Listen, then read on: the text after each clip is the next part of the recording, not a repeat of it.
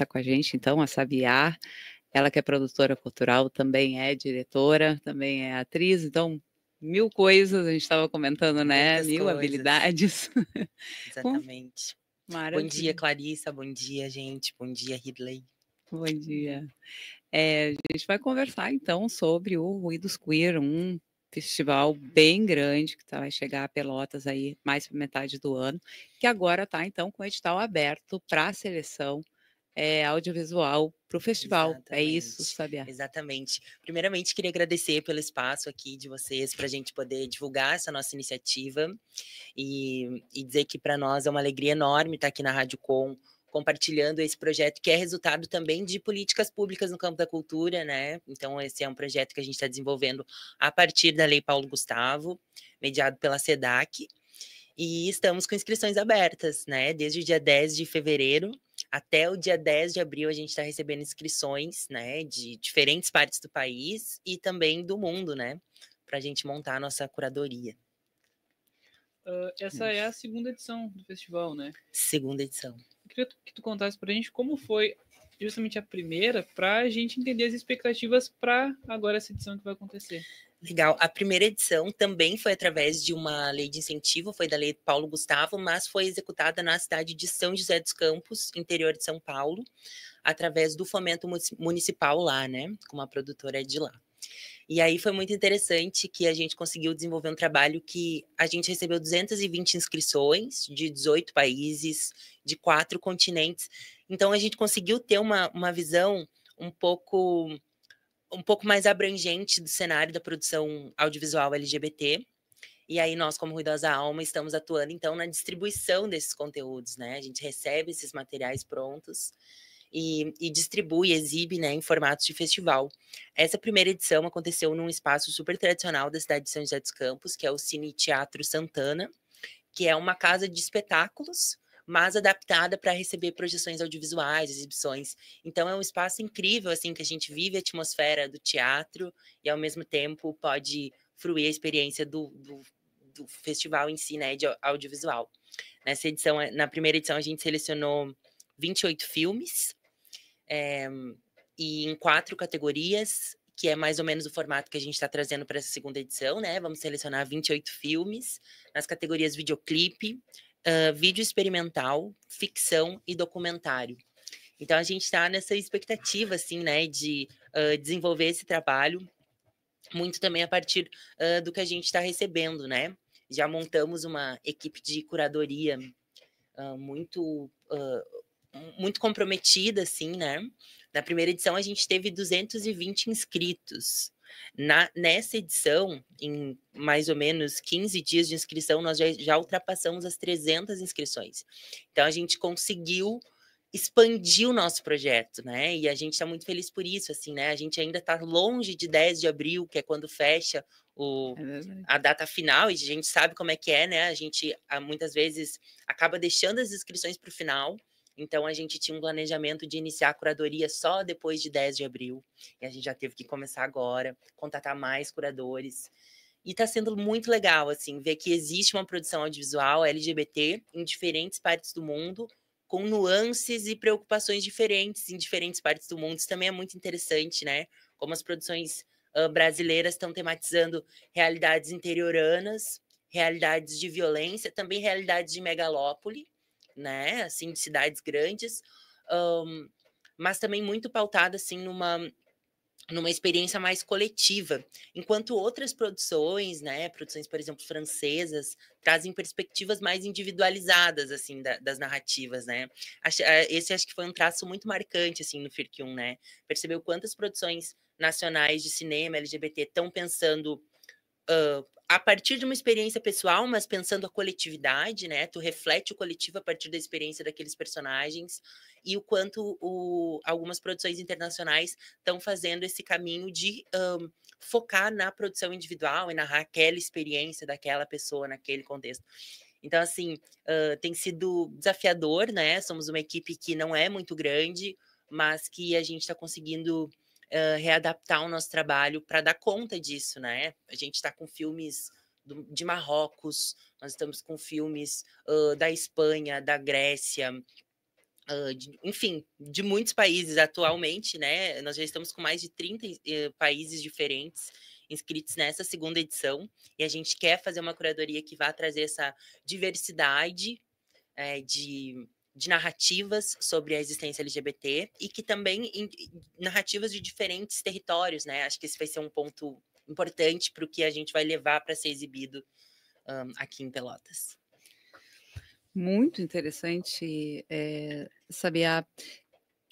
Vocês chegaram a discutir entre vocês, assim, e tentar analisar o porquê dessa pegada específica a partir da produção de cada país, porque é muito interessante isso, né? E o que marca, por que a produção brasileira é marcada por esse senso de coletividade? Eu não saberia dizer exatamente, mas eu acho que com certeza é um caminho que a gente vai elaborando coletivamente, né? Construindo essa percepção, assim, né? Nessa segunda edição, a gente vai conseguir entender o que repete de fato, né? Quais são as produções, é possível identificar padrões nessas produções, né? Acabou que na primeira edição do Ruídos Queer, a gente fez uma seleção em que as narrativas que se evidenciaram eram essas, né? Então a gente tinha, por exemplo, uma produção chamada Deus Não Deixa, que é uma produção brasileira e que falava, por exemplo, de um processo de destransição. A última vez que a pessoa estava lá vestindo as suas roupas da maneira como ela queria, passando o seu batom da maneira que ela queria, e se despedindo da sua identidade para viver uma vida performando, assim, o estereótipo do homem, né? E a narrativa disso era a busca pela paz, né? Ela queria paz, ela queria sossego diante dessa violência. Então, essa é uma produção que falava de uma experiência individual de uma pessoa do centro-oeste brasileiro, mas, ao mesmo tempo, reflete a realidade de muitas pessoas que não têm a condição de externalizar a sua identidade, né? E aí, numa ponta, a gente tinha então, uma experiência religiosa, mais voltada para o cristão, né? Mas uma fé evangélica. E, de um outro lado, a gente teve uma produção, por exemplo, Pedagogias da Navalha, é uma produção que vai falar da espiritualidade afro-religiosa brasileira, em especial com o protagonismo de pessoas trans e travestis, que vão viver na realidade do Nordeste uma experiência de ritualização do seu sagrado, assim, né? Então, nesse sentido que eu digo que as produções brasileiras têm um viés de coletividade, né? Então, a gente vê a narrativa daquela personagem, mas isso me faz pensar sobre, bom, a condição de intolerância religiosa, por exemplo, de uma comunidade inteira, né? Então, essa diversidade, né? E essa percepção coletiva das narrativas foi algo que nos chamou muita atenção, né? E aí, enfim, a gente conseguiu, né, reunir produções diversas, também não apenas dentro da comunidade LGBT, mas diversas também no sentido de raça, de sexualidade, de etnias, né? E é um pouco dessa nossa preocupação, né? A gente entende que nós estamos na função hoje de distribuir audiovisual, de distribuir produções de diferentes agentes, né? E que nós, como curadores e gestores ali desse projeto, a gente tem uma preocupação em levar uma mensagem e um discurso, né, que vá acessibilizar as nossas experiências para pessoas que de repente nunca conviveram ou nunca encontraram uma pessoa trans, né? A gente sabe que nós somos uma comunidade forte, articulada, mas a gente ainda não está em todos os espaços, né? Então, o nosso festival vem um pouco nesse sentido, assim, né? Como é que a gente acessibiliza narrativas LGBT fugindo do estereótipo de programas mainstream que narram sobre uma estética risível, né? Eu tô ali para rir, né, me divertir, uma certa transfobia e LGBTfobia recreativa, um racismo recreativo, né, que grupos racializados também enfrentam, né? Então, a nossa perspectiva está um pouco nesse lugar, assim, né? Como é que a gente acessa e escolhe filmes que vão ajudar a contar um cenário múltiplo de uma diversidade que não é nem um pouco singular, assim, né? A gente não é um bloco monolítico que, bom, todas as pessoas trans são assim, todas as pessoas... Não, a gente foge disso, a gente quer dizer como que a gente é na nossa especificidade também, né? E aí, nesse sentido, mostrando as especificidades, né, a narrativa de cada personagem, como que a gente reflete de maneira mais ampla, né? E aí, enfim, temas que foram muito importantes também sobre o envelhecimento da população LGBT, né? Quais as condições de envelhecimento da população LGBT e como que esse cenário de violência do nosso país reflete, por exemplo, na ausência ou na redução, vamos colocar redução, acho que é mais justo, na redução das nossas referências, né, mais velhas, né? Então, a gente tem mulheres trans, travestis, pessoas não binárias, mais velhas, de 50, 60, 70 anos. Mas num país em que a expectativa de vida, aquela história triste, né? 35 anos é a expectativa de vida, e segundo dados da ANTRA, né, que é a Associação Nacional de Travestis e Transsexuais, a expectativa de vida da população trans, né, ela reduziu, né? Tivemos assassinatos de pessoas trans de 13, 14, 15 anos, que fizeram com que esses índices fossem ainda mais agravados, né? Então, de que maneira essa violência nos impede também a possibilidade de construir e fortalecer gerações de pessoas LGBTs, né? Então, e só para traçar um paralelo, né? Esse 35 anos é uma estimativa de vida da população em idade média na Europa, né? Então, a gente vive hoje no Brasil uma expectativa de vida que é abaixo da expectativa de vida que se tinha na Idade Média. E baixou, gente. Eu não vou dizer quanto que diminuiu, porque eu vou estar, de repente, falseando um dado. Mas, assim, essa redução baixou porque a gente teve vítimas muito novas, né? Então, assim, o nosso festival vem nesse intuito, né? Como é que a gente traz outras narrativas, né? Como é que a gente traz, visibiliza o que está acontecendo, por um lado, e de um outro lado também não se encerra numa história unilateral, numa história que nos encaixota, né? Apenas como uma comunidade que sofre violências. Então, eu acho que a gente está diante desse desafio e está tentando mediar isso da melhor maneira possível para a gente, bom, diante desse cenário que a gente vive, o que é importante que as pessoas vejam diante dessas produções, né? Então, a gente está nessa expectativa de fazer uma curadoria que vai envolver uma seleção também pensando esses princípios, né? E, ao mesmo tempo, tentando pensar que, muitas vezes, a nossa expectativa é que o público em geral possa assistir o nosso espetáculo, né? E que esse público que, de repente, não tem uma intimidade, não tem um parente próximo, né, possa conhecer um pouco da realidade das pessoas LGBTs, em especial as pessoas trans, a partir dessas obras, né? Então, a gente tem narrativas de amor, narrativas de dor, narrativas de resistência, narrativas documentais que vão contar, por exemplo, experiências religiosas, né? Eu acho que isso é uma questão muito importante, né? Porque nos relegam também um pouco o direito à fé, né? A gente é um pouco afastada dos centros religiosos, assim, sejam eles evangélicos, enfim, umbandistas. Eu senti que no campo de uma leitura geral sobre a realidade, assim, né, a gente encontrou muitas narrativas em que as religiões afro-brasileiras acolhem a comunidade LGBT. E, por exemplo, a produção Sagrada Travesti do Evangelho é uma produção goiana que ela traz essa complexidade de uma travesti que quer ir até a igreja, rezar, uma igreja católica, né? Então não é já uma narrativa. Então a gente teve essa narrativa diversa religiosa, não é uma narrativa evangélica, nenhum bandista, candomblessista, afro-brasileira, mas católica. Então essa mulher, essa travesti, vai até a igreja e ela reza todo dia na frente da igreja. E ela não se sente à vontade de entrar, e a narrativa é um pouco essa, né? Até que um dia o padre vai até a frente da igreja e fala: minha filha, venha rezar aqui dentro, a casa de Deus é para todo mundo.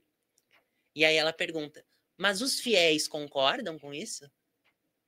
Porque toda vez que eu entro, a sensação é que todo mundo quer me tirar dali, né? Então narra um pouco essa experiência, né? De não pertença, de não acesso.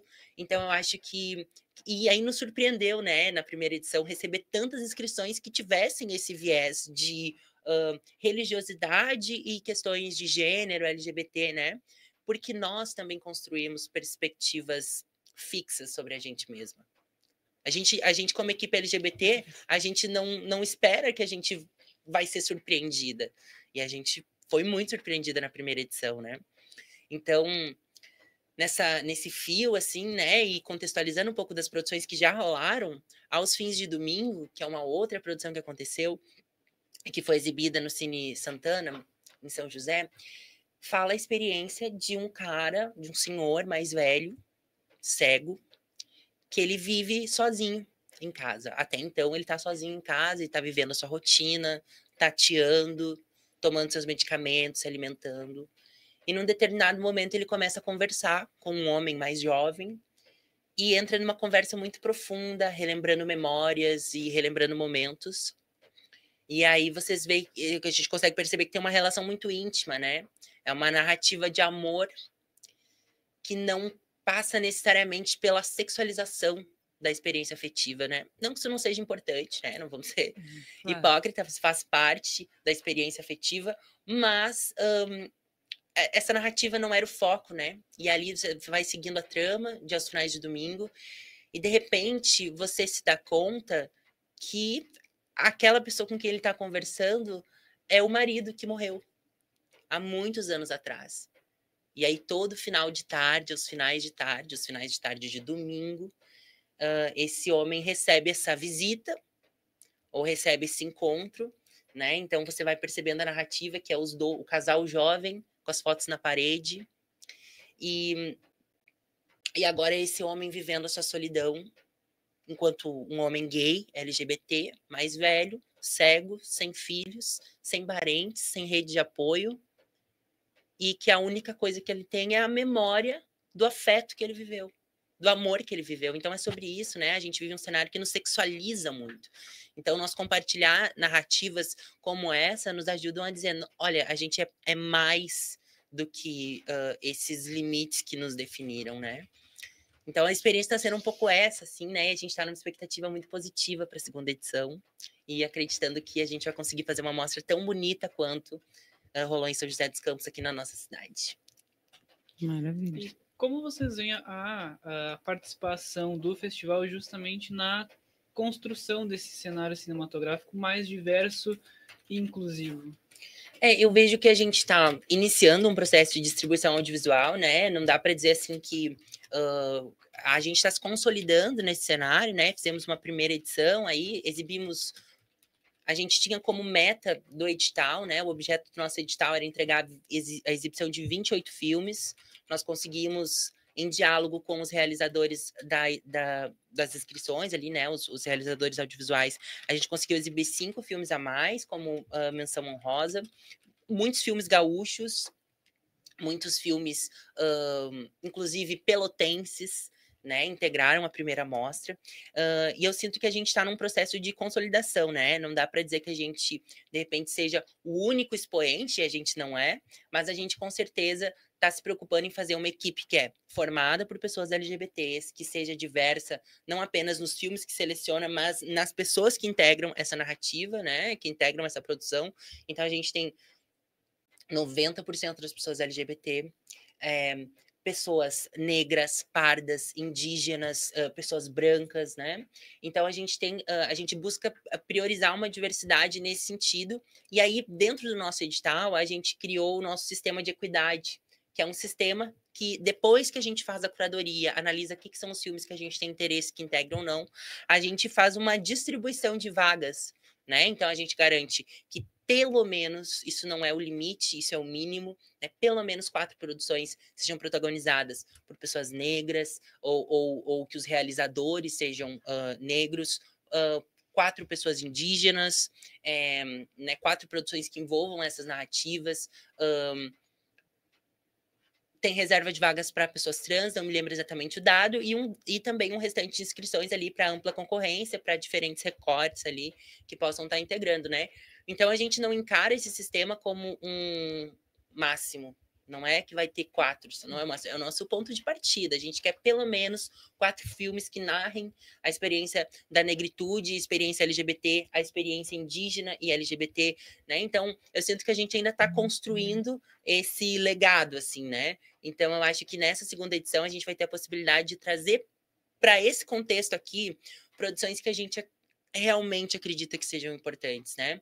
Em São José dos Campos, quando a gente fez a seletiva, eu dizia, gente, esse filme tem que ser apresentado em Pelotas, tem que ser apresentado no Rio Grande do Sul, que é o filme Orgulho Não É Junino, né? A gente pensa, tá, mas por que Orgulho Não É Junino aqui?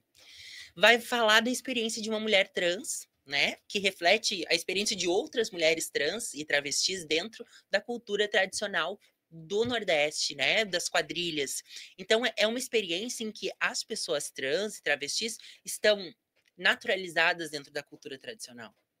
Diferentemente daqui do Rio Grande do Sul, em que a gente sabe que o enfrentamento para que pessoas trans pertençam a grupos tradicionais, como o Centro de Tradições Gaúchas e outros espaços que legitimam a ideia do gaúcho, a gente vê que a resistência ainda é muito maior, né? A gente tem uma cultura que separa muito bem o que é uma função de homem, uma função de mulher, dentro dessas dinâmicas do CTG, por exemplo, né? E eu falo tendo integrado 15 anos no CTG, né? Então, eu cresci nessa ótica e enxergando o que era o livre acesso a todas as práticas artísticas dos homens, né? As mulheres não dançam chula. Hoje a gente tem movimentos de dança diferentes, né? Movimentos de, por exemplo, Emily Borghetti, filha do Renato Borghetti, hoje tem um espetáculo chamado Chula, mas é depois de mais de 50, 60 anos de MTG que a gente tem uma mulher batendo pé e dançando chula, né? Então, como que esse cenário binarizante define a experiência para homens e mulheres no Rio Grande do Sul, e especialmente para quem não está dentro dessa lógica específica e binária, assim, né? Pensando homem e mulher, tá fugindo desse padrão, né? Então, Orgulho Não É Junino é uma produção que eu falei, gente, isso tem que integrar uma mostra nossa no Rio Grande do Sul, porque é oferecer um repertório em que pessoas trans e travestis são naturais, a sua pertença é natural naquele espaço tradicional, né?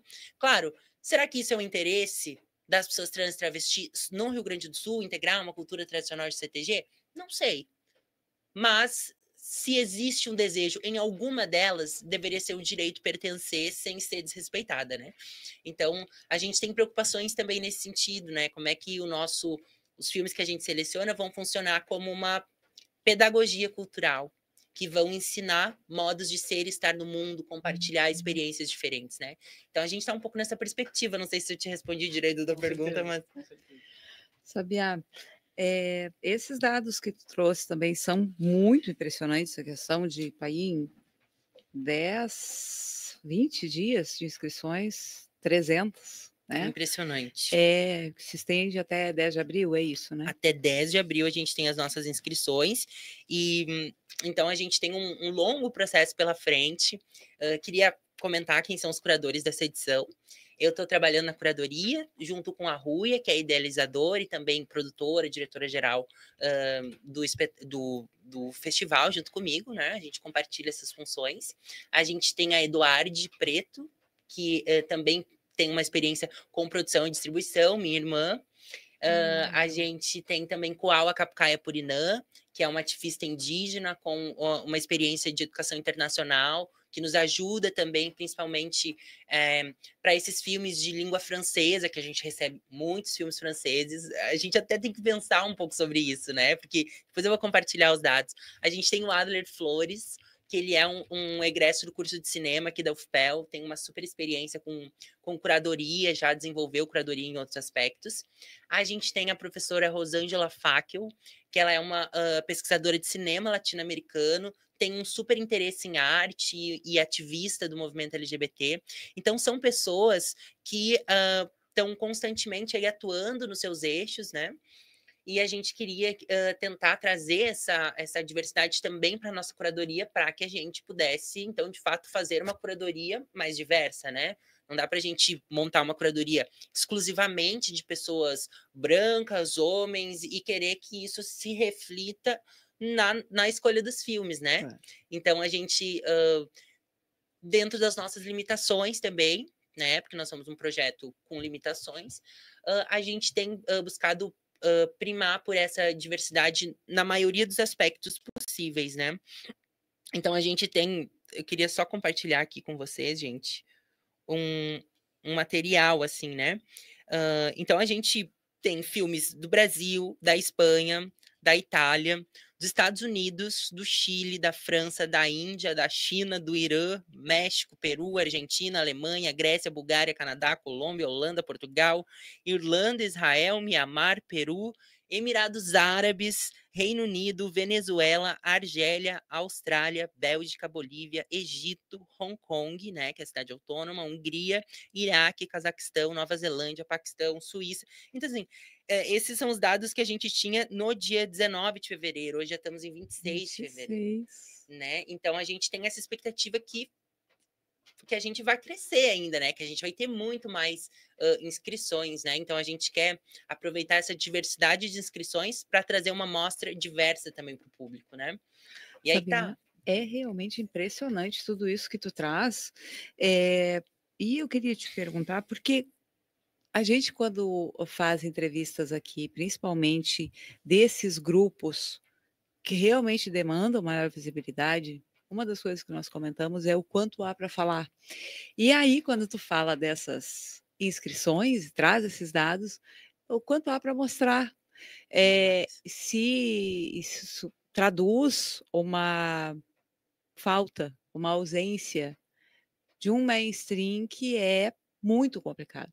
E eu queria que tu comentasse um pouquinho justamente sobre a motivação para a criação desse festival, porque ela fica evidente, claro, mas eu gostaria de te ouvir por causa disso. Eu acho que ela disse que parte um pouco disso, assim, né? Desse lugar de identificar uma necessidade, né?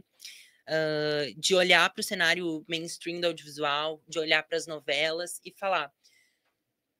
Eu acho que isso não está representando todo mundo, né? Eu acho que isso não tá faltando gente aí, tá faltando diversidade em muitos sentidos, né? A gente fica numa conversa, diversidade, às vezes sou um pouco etéreo, mas não, gente, isso realmente faz diferença na vida das pessoas, né? Então, a gente olha para um cenário em que produções que são tematizadas como produções LGBT, muitas vezes não circulam nem em mostras que não estão nem no mainstream, né? Até em mostras menores, essas produções são consideradas nichadas demais para ocupar uma programação, né? Então, às vezes, as pessoas fazem o seguinte: a gente quer uma produção de temática LGBT. E aí eles têm 4 categorias.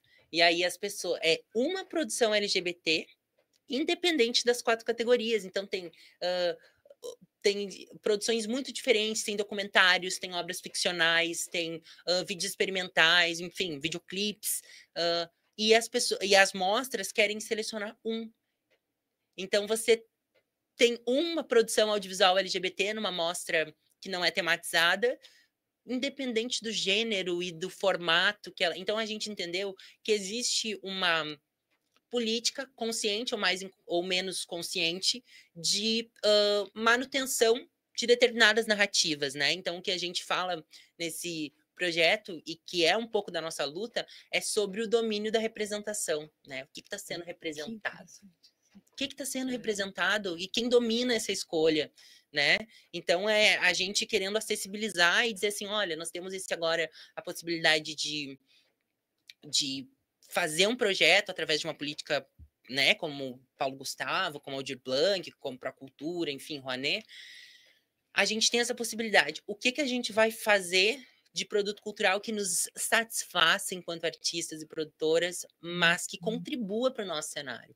A gente diagnostica essa invisibilidade no nosso contorno, né? A gente não precisa ir só para o mainstream para ver que está faltando representatividade. Às vezes, na sala de aula que eu estudo, eu sou a única pessoa trans, né?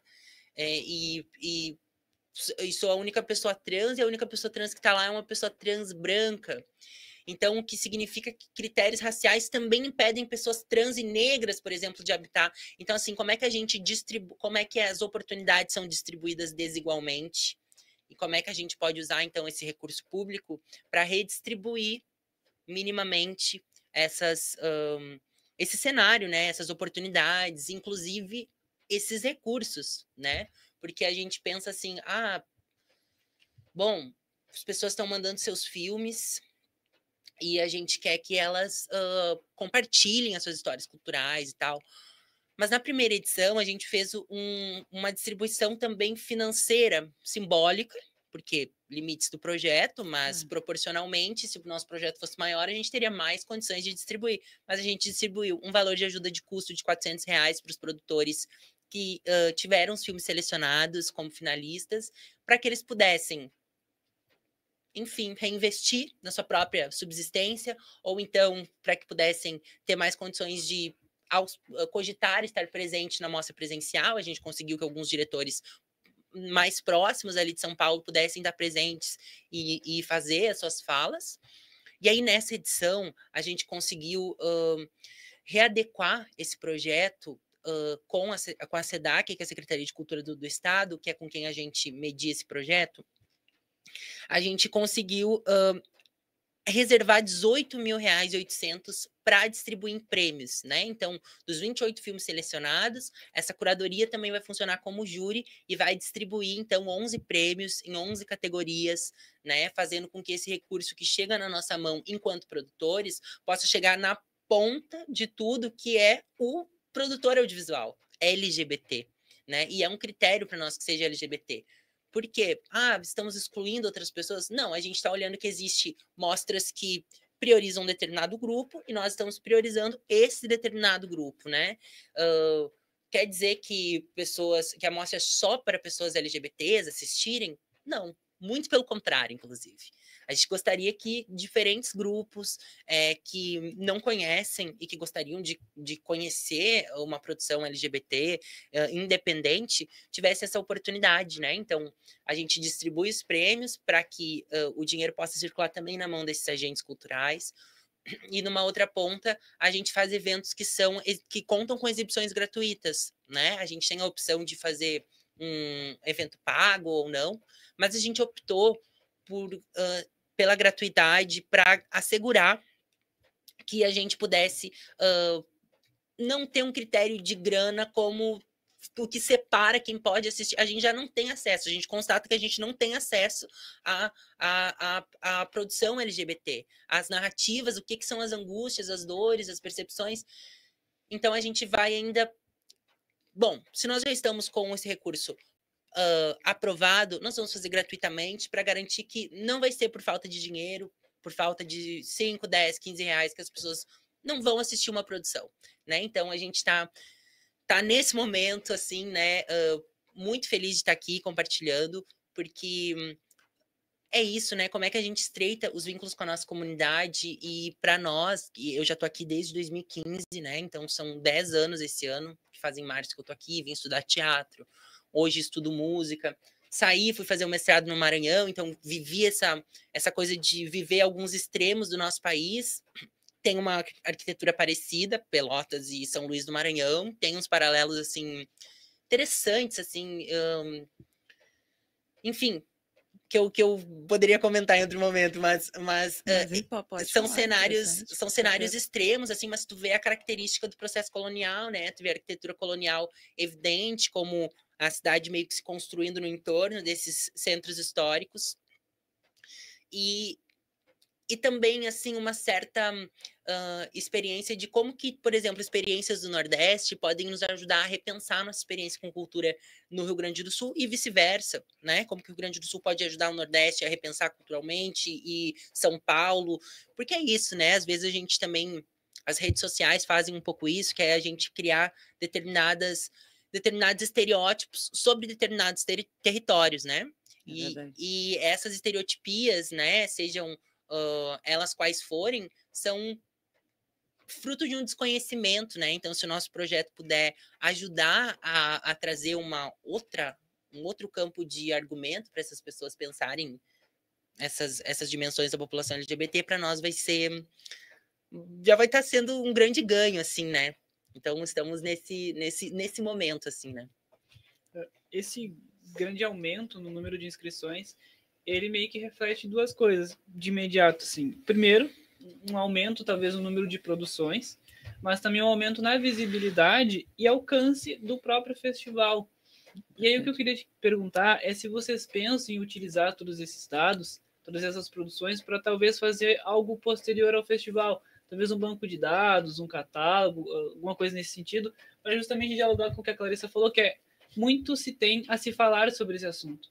E aí, quando você consegue encontrar essas produções, consegue encontrar essas pessoas, saber de onde elas vêm, a região onde elas nascem, talvez isso contribua para justamente conseguir facilitar esse diálogo, facilitar esse alcance e facilitar essa distribuição desses filmes, dessas produções.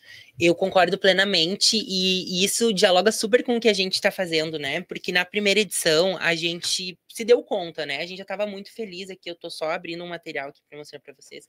Na primeira edição a gente estava super nessa perspectiva, falou, nossa, nós estamos com 220 inscrições, 18 países, 4 continentes, artistas interioranas, sabe? Nós nascemos em cidades de 15, 10, 20 mil habitantes, né? Rúia, né? A Kuawa nasceu no Amazonas, então, assim, tem uma diversidade também regional, mas quem que somos nós, assim, né? Um pouco nesse lugar, assim, de se duvidar um pouco.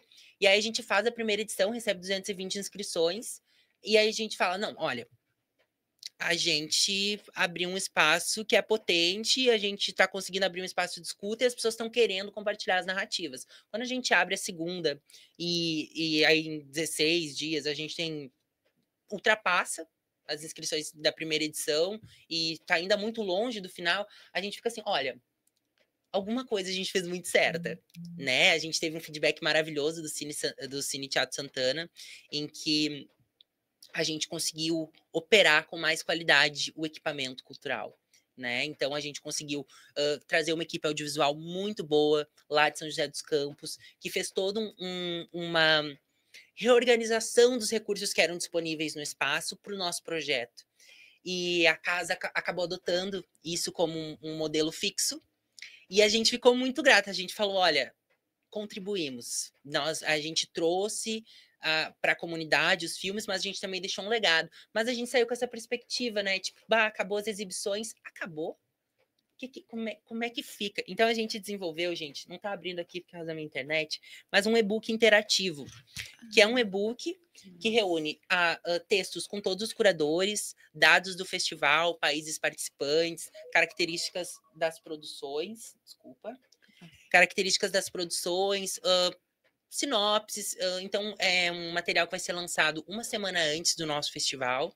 Ele vai ser lançado em parceria com o coletivo Ballroom e com o projeto de extensão Transpoéticas da Universidade Federal de Pelotas, mediado pela professora Eliane Pardo, que é uma agente super importante que ajudou a fundar o NUGEN, o Núcleo de Gênero da UFPEL, em parceria com Kuawa e Márcia Montes.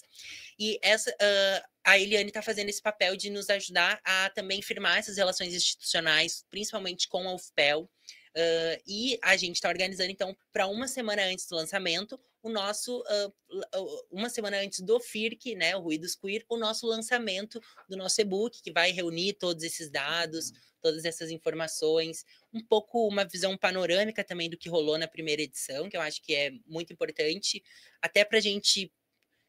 Como é que a gente deixa uma materialidade de experiências que são tão efêmeras, né? Que, tipo, tu vai, assiste, passou e o que fica é a tua memória, né? Como é que a gente registra? Então, a gente fez um e-book interativo que a gente enviou para todas as universidades de São José dos Campos, todos os espaços culturais que a gente tinha contato, para a Fundação Cassiano Ricardo, que é a fundação que media o recurso e o projeto com a gente lá em São José. Então, a gente está um pouco nessa perspectiva, né? E para a segunda edição, a gente vai fazer um outro e-book também, né? Um outro e-book interativo, que aí conta descrição do cenário, a história do cinema LGBT, e interativo, porque sugere algumas atividades a partir dos filmes que estão ali, a partir enfim, das experiências que estão sendo descritas, né? E aí, enfim, né, gente, eu sinto que é um momento muito desafiador, a gente está com muito trabalho para fazer, e às vezes é um pouco estressante, assim, compartilhando, né, um pouco do processo, porque são camadas que a gente não fala, né, enquanto agentes culturais, mas o quanto essa é uma demanda também que nos gera uma certa sobrecarga emocional, porque, assim, são demandas, né, então a gente teve 350 inscritos, né? São 350 pessoas que a gente tem que dialogar. sem eles estarem na mostra, a gente já tem que estar dialogando com essas pessoas, confirmando legenda, né? Porque a gente quer que esses filmes... Então, assim, a gente colocou como critério de acessibilidade, todos os filmes têm que estar legendados em português brasileiro, né? Então, a gente tem que contatar lá e dizer assim, por favor, envie suas legendas em português brasileiro, né? Porque alguns mandam sem... diz, a gente ainda não tem as legendas, mas se passar, a gente vai ter. Aí a gente tem que assinar termo, garantindo que, olha, que se o filme for selecionado, as pessoas precisam enviar para que possam... Então, assim, tem toda uma parte burocrática, que é a parte que não consta na exibição, né? Que é esse off, que é esse trabalho que a gente não vê muito, né? Que gera um certo... necessidade de uma organização muito pontual, assim, né? E, inclusive, calibrar emocionais, assim, do grupo, porque são muitas funções. Então, eu acho que a gente está também se qualificando nesse sentido, né, da nossa atuação coletiva, e o e-book, tanto da edição do ano passado, que vai ser lançado agora, quanto da próxima, tentam um pouco deixar um pouco esse legado um pouco mais materializado, né? Muito massa, mas imagina a trabalheira de um troço desse, não tem... E porque no fim das contas é um desenho de si, né? É um desenho de si, eu acho muito interessante, cara. E toda a tua fala é extremamente sensível com relação... maravilha, amei a entrevista, sabe? Amei gente, muito.